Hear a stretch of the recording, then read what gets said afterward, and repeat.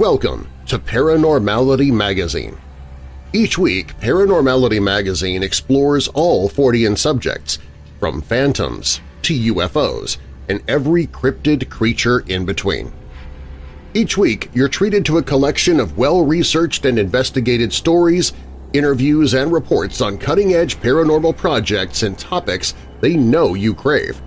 And here in the podcast, I share stories from the magazine to give you just a taste of what you receive in every issue. I'm Darren Marlar, and this is Paranormality Magazine.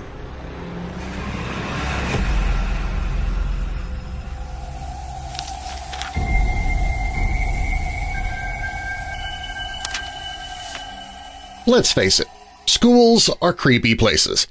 Elementary schools, junior high schools, secondary schools, universities, it doesn't matter. As soon as the buildings are empty, the place is eerie. Why is this? While there are definitely deaths that happen at schools, you wouldn't think that spirits would stay or return to their alma mater as an eternal haunt. Off the top of my head, the only other type of building that seems to hold this constant feeling of creepiness is a theater. Once the audience is left and the theater is empty, each theater I've ever been in holds a certain residual energy, almost like the building itself is watching you. While it's nearly impossible for every school and every theater to have active hauntings, possibly because these buildings are centers of so much energy, both physical and psychic, they retain a certain residual haunting. However, that certainly doesn't erase active hauntings completely as the culprit for some of the eeriness lurking in the halls of empty schools or theaters. And what if a building has previously served as both a school and theater? Would that increase the likelihood that the spirits of previous students or audience members would stay? Would they interact with each other? No matter what, it's pretty much a guarantee that a building which has served as both a school and a theater would hold strong energies that would leave strong and lasting impressions on modern visitors.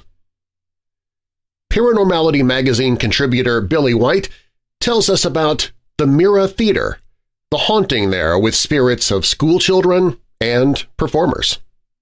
The building that sits on the waterfront at 51 Daniels Avenue in Vallejo, California, was originally constructed in the early 1900s as the Bay Terrace School. At the time, Vallejo was a Navy town, and most of life centered around the Navy base located just across a small bridge on Mare Island. When it opened its doors in 1918, the Bay Terrace School hosted 180 students in grades 1 through 6. As the base expanded, so did the city of Vallejo and the number of students who needed to attend schools. By 1957, Bay Terrace was too small to justify it being kept open, and it was closed. It just so happened that at the same time, the Mare Island Recreation Association, or MIRA, was looking for a new theater. The MIRA Theater Guild was originally established as a performing group in 1943. The concept behind the group was to allow service members on Mare Island a chance to meet off-base and perform. Like the rest of Vallejo, the MIRA Theater Guild expanded quickly, and by the late 1950s it had outgrown traveling from stage to stage and was looking for a theater to call its own. The MIRA dropped the connection to Mare Island and became more of a community organization in the mid-1980s, but remained the MIRA Theater Guild, now in honor of the major star in the Cetus constellation. After signing the lease to the Bay Terrace Theater, the MIRA Theater Group continued to thrive under the direction of Dolly Nunn for years. Dolly had very clear ideas on the performing arts that she wanted to see at the MIRA building. In fact, it's believed that Dolly's spirit continues to monitor the operations in the building. Clearly, the building and the group has needed to adapt and adjust to the changing times. What brings in audiences now was not what drew crowds in the 1960s or even the 1980s. Just a few years ago, the MIRA Group was investigating the idea of hosting more movie festivals, something extremely popular throughout the Bay Area. With members of the board present following a discussion about hosting more movies and films, an entire case of glassware shattered. While the board members were not afraid, they quickly assumed that Dolly was still around and letting the building know that she absolutely did not approve of moving away from live theater. It's absolutely no coincidence that the room where the glassware exploded is the Dolly Nunn room. Dolly is definitely not the only ghost who still resides in the MIRA building. Also, according to visitors and current staff, the ghosts who are around are not only from the building's theater days. There are clearly some students who have stayed behind. Speaking to staff and previous guests, there are multiple reports of children running down the halls and in many of the former classrooms which now serve as dressing and meeting rooms. On Halloween 2022, I had the opportunity to investigate the MIRA building with my team. First, it has to be said that it is an absolutely stunning building. It's an old school turned theater that manages to feel both comfortable as it embraces its antique roots while also feeling exciting with new artwork by local artists. The main thing that stands out for the MIRA building is this is a location that stands out to me as having the most clearly interactive EVP using a spirit box. There have been many stories about what is now the gentleman's restroom. When the building was a school, the room still was the boys' restroom.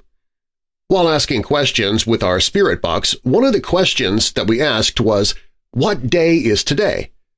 We immediately got a response, "Halloween." Also, when we asked if the spirit could tell us their name, we got the response, "Paul." Granted, it is possible that our box was picking up radio signals, but 2 intelligent responses was extremely exciting. The greatest thing about our investigation, at least for us, was that we had a huge learning experience about Polaroids and light with shadows. I love to use Polaroid cameras on investigations because you can't fake a Polaroid. I also love their simplicity and just the use of them. We took 2 photos that gave us pause at the MIRA building.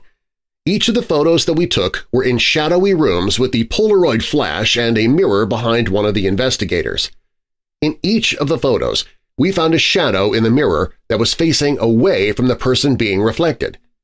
There was no way that the shadow matched the person living who was clearly in the photograph. Or so we thought. After some more investigation, we discovered that there is a natural phenomenon with Polaroids, light flashes, shadows, and mirrors that play tricks on our brain. When you put all of these ingredients together, it's very likely that you will get some creepy-looking photos with shadows that do not match the objects in the photo. While this was disappointing, we were hoping for some amazing proof of the supernatural, it was also a fascinating rabbit hole and new fact about Polaroid cameras and film. For us, it was a relatively quiet investigation. This definitely does not mean that there's not plenty of activity in this beautiful building. I think the MIRA building is a perfect example of possible paranormal activity that exists for its own purposes and not to entertain guests or visitors. We had the opportunity to interview a man who has worked with MIRA for many years.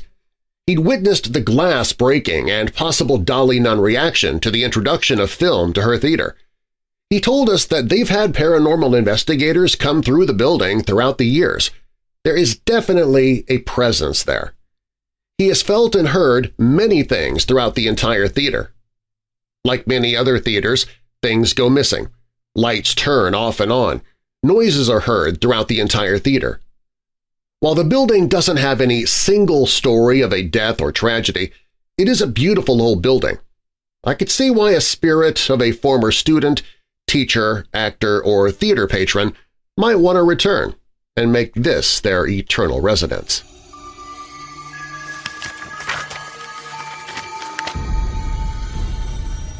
Everyone loves a good witch story. Paranormality Magazine's Elaine Kelly and a team of paranormal investigators she works with decided to travel to Pendle to learn more about them. This is what she wrote. I arranged to meet with an expert who did tours of the area, and he agreed to take us to Clitheroe Castle and then on to Pendle Hill. In September 2021, we made our way south towards Lancashire and arrived early, so we had some time to kill before we could get into our accommodation. We visited a fabulous shop and the church in Newchurch.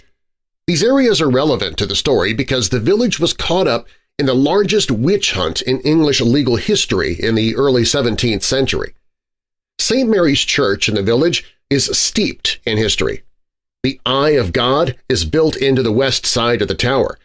To the east of the porch, up against the south wall, is the alleged grave, carved with a skull and crossbones, of Alice Nutter, one of the famous Pendle witches.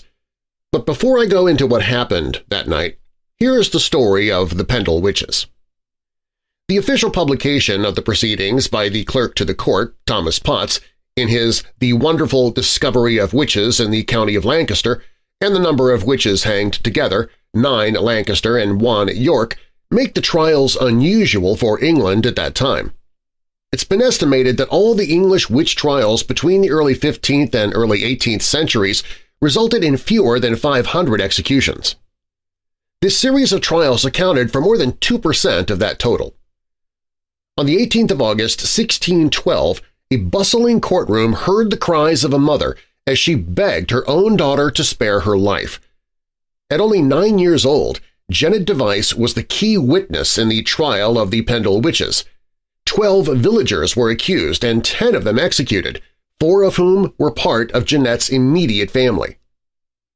For years, a feud had been in place between Jeanette's grandmother, Old Demdike, and the other local healing woman, Old Chattox. This feud had started over 10 years prior and had allegedly resulted in the death of Jeanette's father, John.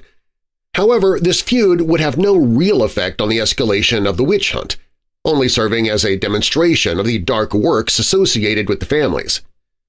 Suspicion fell onto the Device family initially through Jeanette's older sister, Alison, who was arrested in March for cursing a peddler and, with the help of a familiar, causing him to fall into a witchcraft-induced illness. She had encountered John Law on a walk through Trodden Forest where she asked him for some pins. The desiring of pins is what interested prosecutors, as at the time pins were heavily associated with witchcraft and were often cited as evidence of dark magic in other trials. Upon being refused, a black dog appeared to Alison, and she cursed Law. He subsequently suffered a stroke, but managed to get to the nearest town. Despite Law not making any accusations, it appears that Alison was convinced of her own powers, confessing to the crime and begging forgiveness from him. After preliminary questioning of other members of the Demdike and Chattox families, a meeting was arranged for Good Friday at Malkin Tower, the home of Jeanette Device, where the suspicions of the judges and Alison's arrest were to be discussed. All those invited were anxious to avoid the prosecutor's suspicion. The date of the meeting was also curious to the judges. As in Protestant England, Good Friday was still a day of mourning, not a meeting of friends with a sheep being slaughtered for the occasion. It was in this inquiry that 9-year-old Jeanette Device emerged as a key witness who, by virtue of her age, could not be complicit in the actions of her family or those surrounding her. According to Jeanette, the meeting was called to give a name to Alison's familiar and decided that all those who attended, including her family, were witches. The words of a 9-year-old girl resulted in the death of her grandmother and the execution of her mother, sister, and brother for crimes we know today were never truly committed. The substance of the examinations of the so-called witches and others may be given as follows. Old Demdike persuaded her daughter, Elizabeth Device, to sell herself to the devil, which she did, and in turn initiated her daughter, Alison Device, in these infernal arts. Amongst the rest of the voluntary confessions made by the witches, that of Dame Demdike is preserved. She confessed that about 20 years ago she was coming home from begging, she was met near Goldshey in the forest of Pendle by the spirit of a devil in the shape of a boy, the one half of his coat black and the other brown, who told her to stop and said that if she would give him her soul, she would have anything she wished for. She asked his name and was told Tib. She consented from the hope of gain to give him her soul. For several years, she had no occasion to make any application to her evil spirit, but one Sunday morning, having a little child upon her knee, and she being in a slumber, the spirit appeared to her in the likeness of a brown dog and forced himself upon her knee and began to suck blood under her left arm, on which she exclaimed, "Jesus, save me!" and the brown dog vanished, leaving her almost stark mad for 8 weeks. On another occasion, she was led, being blind, to the house of Richard Baldwin to obtain payment for the services her daughter had performed at his mill, when Baldwin fell into a passion and bid them to get off his ground, calling them whores and witches and saying he would burn the one and hang the other. On this, Tib appeared, and they concerted matters to revenge themselves on Baldwin. How is not stated. Now for the investigation, which we started at Clitheroe Castle. Its earliest history is debated, but it's thought to be of Norman origin, probably built in the 12th century. Property of the de Lacy family, the honor later merged with the earldom and then the Duchy of Lancaster. Given to George Monk, 1st Duke of Albemarle in 1660, the castle site remained in private ownership until 1920, when it was sold to the people of Clitheroe to create a war memorial. Today, the buildings on the site are the home of Clitheroe Castle Museum. We were conducting a mini-investigation of the castle grounds, doing spirit photography. We very much had a sense that we were being watched. When I checked the photos that we had taken, we had what we believed to be the spirit looking at us from the stairway. After we had investigated there, we made our way back toward the cars. There wasn't anyone around us, and again I was taking photos with my full-spectrum camera. I caught what looked like a figure walking in front of me. There wasn't anyone there, as I won't take photographs when visitors are around. We jumped into the car and followed the guide up Pendle Hill towards where Malkin Tower is meant to have been. The guide was about to leave us to our own devices, but before he did, he happened to mention that when he was stood on the same spot with another paranormal team, a tooth was thrown at them from out of nowhere. He hadn't got the words out of his mouth when something hard was thrown at me and bounced off my arm. We couldn't find what it was, as the grass was quite long. Was it a tooth? We will never know. When the guide left, I turned on the portal and spirit box. Immediately, a man's voice said, "Hidden tooth," and a woman's voice said, "Keep tooth there." We asked various questions, trying to find anything that linked the witches to the area and to see if this was Malkin Tower, but they wouldn't comment on it. Whilst doing a live video on the site, there was a child speaking through the portal. The child was talking about a priest and needing help. Jeanette was only 9 years old when she was sentenced. Could this have been her? We ventured further into the darkness towards a ledge that resembled a quarry. We picked up on an aircraft crashing. We started to ask questions, and when I did research afterwards, we found that the portal had said things that indeed linked to a crash. I also felt that I received a blow to the face. There was a mark left there, but I wasn't sure if I was feeling the impact of the crash. FO John R. Runnels was flying the 3rd aircraft in a flight of 5 P-47s on a ferry flight from East Wretham to Wharton, the other pilots being Captain Charles Francis, the flight leader, Lieutenant Giles, 2nd Lieutenant Donald L. Mosher, and Lieutenant Johnson. Captain Francis had been given clearance to lead the flight of P-47s to Wharton for modification. Although weather conditions were far from ideal, it was his decision to proceed. He was the only member of the group with any experience of British weather conditions and navigation over wartime England. Some 10 minutes later, at 14:10 hours, the weather officer reported that conditions over the destination, Wharton, had deteriorated and managed to contact Captain Francis just before his flight took off and informed him of the change in conditions and advised him not to go. Despite this, he insisted on continuing, and at 14:50 hours, the flight taxied out and took off. Immediately after takeoff, Lieutenant Giles was unable to find the flight and proceeded alone. The others continued, but on approaching Liverpool, they ran into zero visibility and were forced to fly on instruments. At this point, 2nd Lieutenant Mosher lost contact with the flight and subsequently managed to land a ringway. What happened to F.L. Runnels from this point is unclear, but it seems probable he also became separated from the flight in the fog and continued on instruments, probably hoping to find a break in the cloud until his fuel ran out. Examination of the remains of his aircraft at the time found no sign of fire and evidence that the fuel tanks were dry.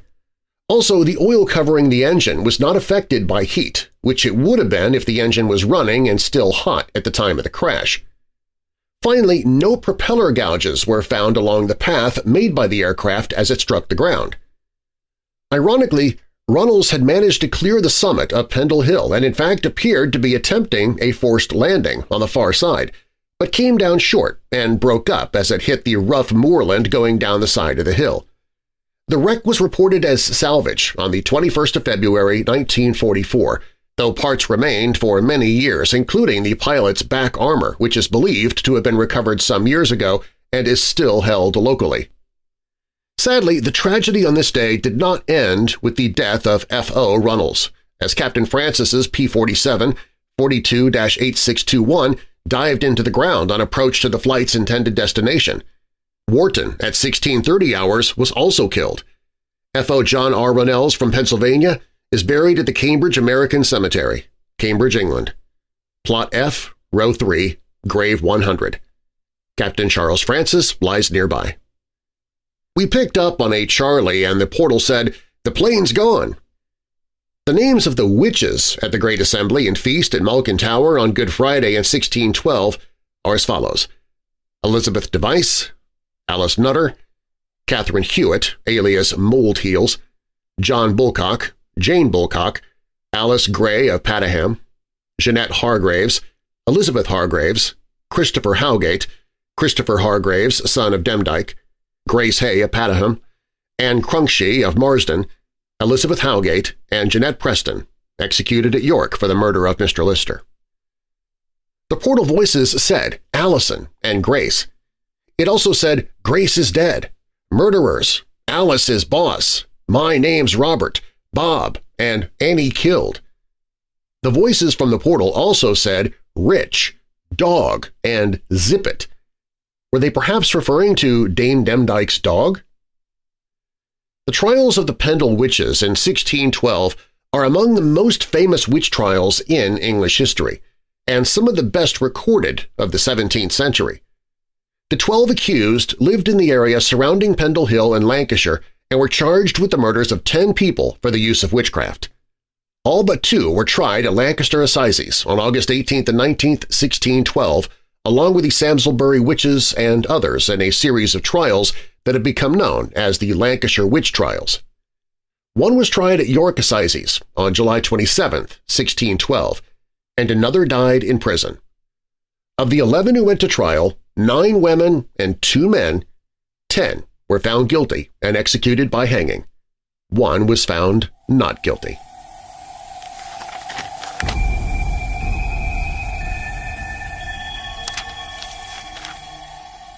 Want more paranormality? Subscribe to Paranormality Magazine, and each month get it delivered digitally or via mail in our print version. Paranormality Magazine is a collaborative endeavor featuring works from people like you who have a passion for all things mysterious and unexplained.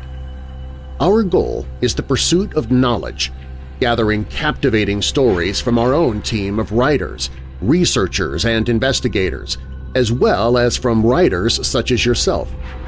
Each monthly issue also includes a list of paranormal, horror, UFO, and cryptozoology events around the country, incredible paranormal-themed artwork, articles and writing sent in from our readers, suggested books and podcasts to consume, and more. Visit ParanormalityMag.com and subscribe today for as little as $3.99 a month. That's ParanormalityMag.com. ParanormalityMag.com.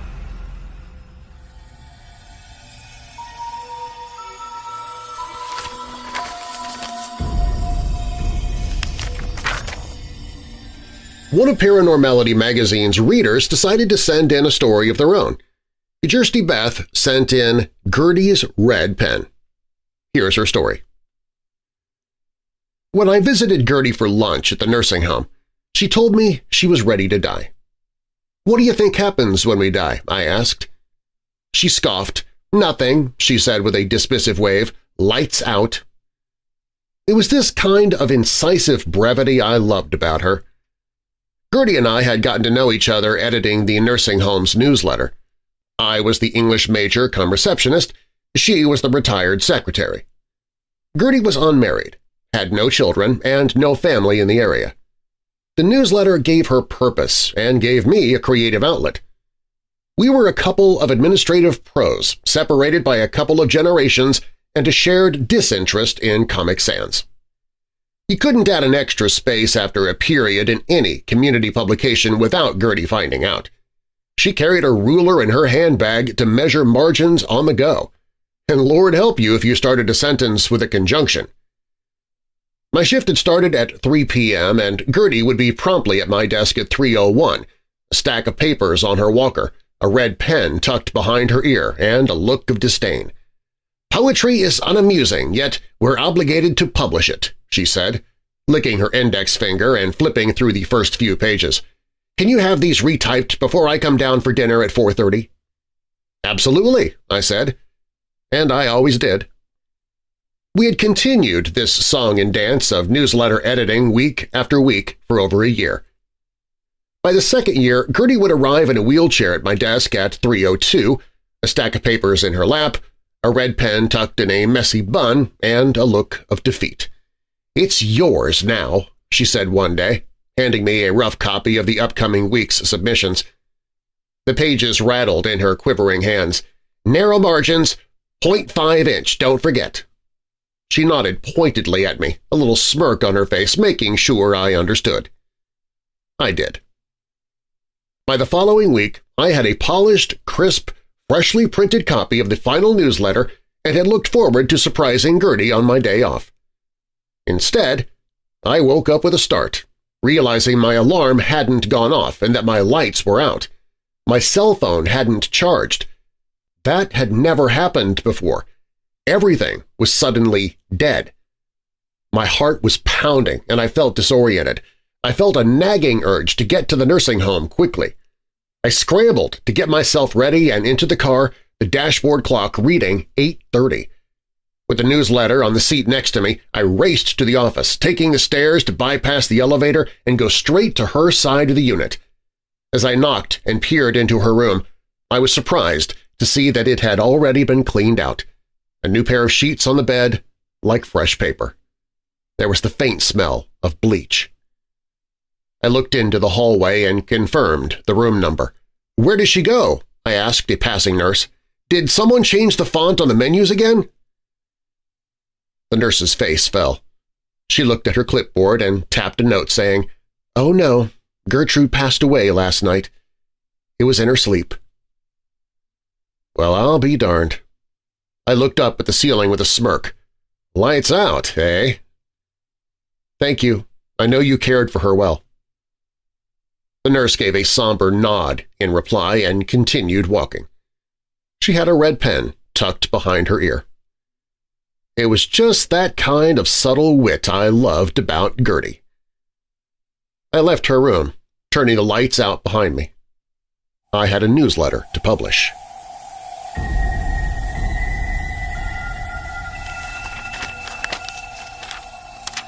For centuries, humans claim to have interacted with aliens or extraterrestrials. Some say they have met them physically. Some claim to have been abducted, and still others claim to be able to contact them telepathically and at will. Think CE5. In recent years, we have also seen a rise in possible contact with military personnel from all over the world. Only in the last few years they have been videoed by U.S. Navy pilots, and now we have 3 ex-military officers having given sworn testimony to Congress about their sightings of UAPs, unidentified anomalous phenomena. Times are indeed a-changin'. Paranormality Magazine contributor Michaela tells us about preparing for an alien invasion. If, as many in the UFO world have predicted for some time, we are being primed for imminent alien contact, perhaps we'd better know a little more about who or what we're dealing with. With that in mind, here follows a simple breakdown of some of the alleged types of extraterrestrial beings people have claimed to be in contact with over the last 100 years. Greys. Gray-skinned humanoids, reportedly ranging from 3 to 7 feet tall, hairless, with large heads, black almond-shaped eyes, nostrils without a nose, slits for mouths, no ears, and 3 to 4 fingers, including thumb. Greys have been reported as the predominant extraterrestrial beings of so-called alien contact since the 1960s. The Roswell incident, Betty and Barney Hill, Ariel School, Ruwa, Zimbabwe. They are the alleged baddies of the alien races and are interested in experimenting on humans and animals. These guys are the most reported types to abduct humans and rarely seem to be interested in the feelings of our kind, more likely to look upon us as animals. Hopkinsville goblins.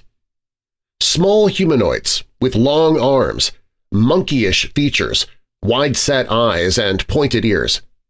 They were reported to have attacked a family and friends who were staying together in a farmhouse in Hellier, Kentucky on August 21, 1955. The beings reportedly tried to gain entry to the property after a saucer-shaped craft was seen shortly beforehand. This was an isolated incident, despite copycat reports ensuing intermittently for a short time. Case was reopened in 2019 by Dana and Greg Newkirk in the TV docuseries Hellier. Nordics. Humanoids with stereotypical Scandinavian features, similar to the peoples of Norway, Sweden, Iceland, Finland, Denmark, etc. They are reported as being tall, with blonde hair and blue eyes, and have featured in several cases of contact, especially by children. It is said they are from ancient Earth but presenting themselves as extraterrestrials. In the past, they moved from living on the surface to living underground around the Himalayas area after a natural event. Some people believe they are humans from the future who have found a way to time travel. Others believe they are in charge of the Greys. They're often reported to warn our civilization about the damage we are doing to the Earth. Reptilians. Tall, scaly humanoids. The believed existence of reptilian humanoid beings dates back at least as far as ancient Egypt, with the crocodile-headed river god Sobek. The reptilian conspiracy theory has been advocated by David Icke. The basis of the reptilian elite theory is that in ancient times a group of advanced reptiles from the Alpha Draconis star system came to Earth and infiltrated the governments of the ancient civilizations in order to control all the humans and enslave them and become their rulers and bred with other humans to form crossbreeds so that their DNA can infiltrate the minds of humans. Whatever you believe, it can't be argued that developing human embryos do look like reptiles. Is this a throwback to our evolutionary past or an incontrovertible clue as to our true nature?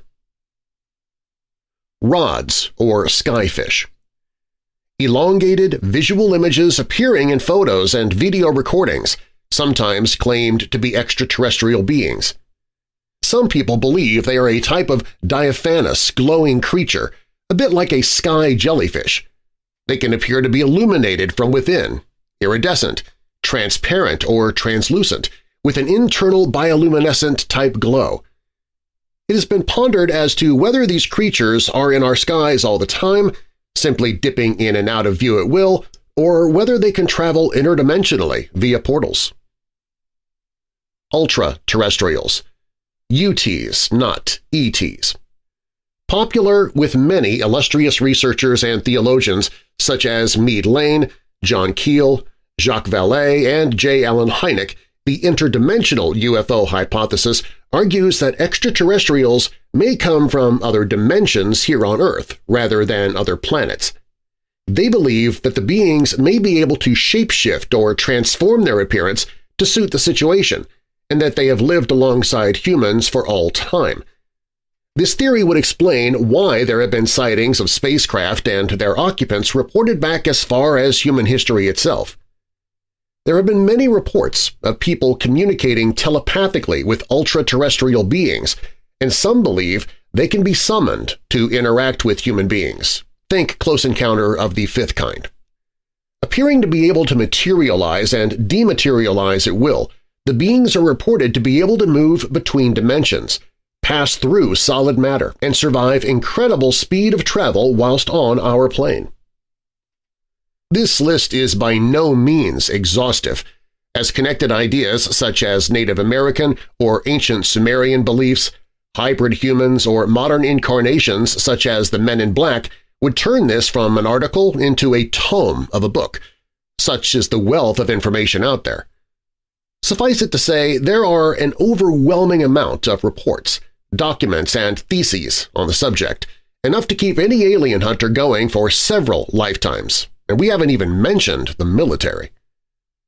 Next time you see an unusual light in the sky or spot a pop star's eyes glitch to reptilian in front of your face, stop and think of this quote from the writings of Metrodorus of Chios from the 4th century BCE. To consider the Earth as the only populated world in infinite space is as absurd as to assert that an entire field sown with millet only one grain will grow.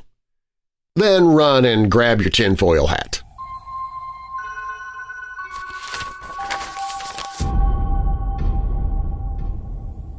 Paranormality Magazine loves getting submissions from their readers. In fact, many of their readers are pretty creative. They get poems quite often. For example, this one by Gina Black entitled "This Haunted House." The years have been less than kind despite her best efforts. Pride once beamed from her very foundation, undeniably noticed by anyone who walked her interior. She loved so deeply once upon a time, only to have her heart ripped away. Does anyone remember? She wonders how they could forget. Her vibrant paint, now a faded shroud, the windows void of their former glow. Love and laughter once permeated her halls, a distant memory that feels stale somehow as of late. When they moved on, she was left behind. They had no idea their very pulse was what kept her alive. Some speculate the creaks and groans are the result of age, or perhaps the cold winds that creep inside. What if they're wrong, and it is her old bones sobbing for what once was?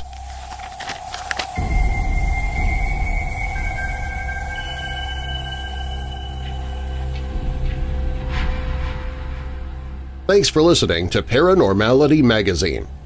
Get more information about the magazine and subscribe to our monthly publication at paranormalitymag.com. That's paranormalitymag.com, or click the link in the show description. And if you're a researcher or investigator, send us your stories. We might feature you in our next issue. If you have a paranormal podcast, you can add it to our website so our readers can find your show.